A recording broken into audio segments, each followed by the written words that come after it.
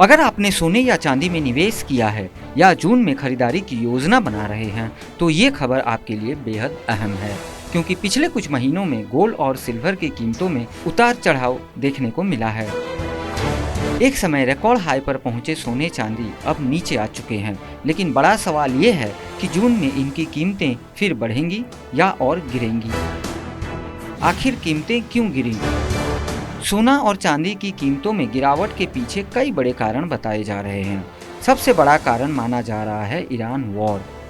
युद्ध के चलते एनर्जी प्राइसेस बढ़ गए हैं और निवेशकों को कुछ पैसा गोल्ड जैसे ट्रेडिशनल सेफ हेवन एसेट्स से हटकर दूसरे सेक्टर्स में चला गया। इसके अलावा अमेरिकी फेडरल रिजर्व की इंटरेस्ट रेट पॉलिसी का भी असर पड़ा है।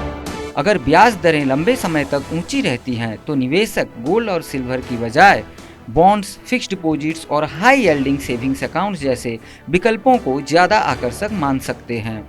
फिर भी क्यों बने हुए हैं मजबूत? हालांकि लंबी अवधि में तस्वीर अभी भी मजबूत नजर आ रहा है।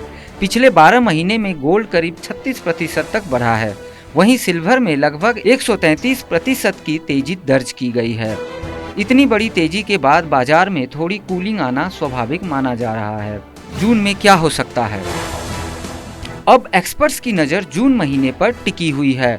विशेषज्ञों का मानना है कि अगर जियोपॉलिटिकल टेंशन्स बढ़ते हैं या ग्लोबल इकोनॉमी को लेकर चिंता बनी रहती है तो गोल्ड और सिल्वर में फिर से तेजी देखने को मिल सकती है। लेकिन अगर इंटरेस्ट रेट्स लंबे समय तक ऊंचे रहते हैं और निवेशक रिस्कियर एसेट्स की तरफ जाते हैं तो कीमतों पर दबाव बना रह सकता है। निवेशकों के लिए क्या है सलाह? कई एक्सपर्ट्स मानते हैं कि मौजूदा गिरावट लॉन्ग टर्म इन्वेस्टर्स के लिए मौका बन सकती है, क्योंकि गोल्ड और सिल्वर अभी भी इन्फ्लेशन और सेफ हेवन इन्वेस्टमेंट माने जाते हैं। हालांकि निवेश से पहले बाजार की अस्थिरता और वैश्विक कारकों को समझना जरूरी है। तो फिलहाल जून में गोल्ड और सिल्वर की दिशा कई वैश्विक घटनाओं पर निर्भर करेगी। ईरान युद्ध, अमेरिकी ब्याज दरें और अंतर्राष्ट्रीय आर्थिक अस्थिरता।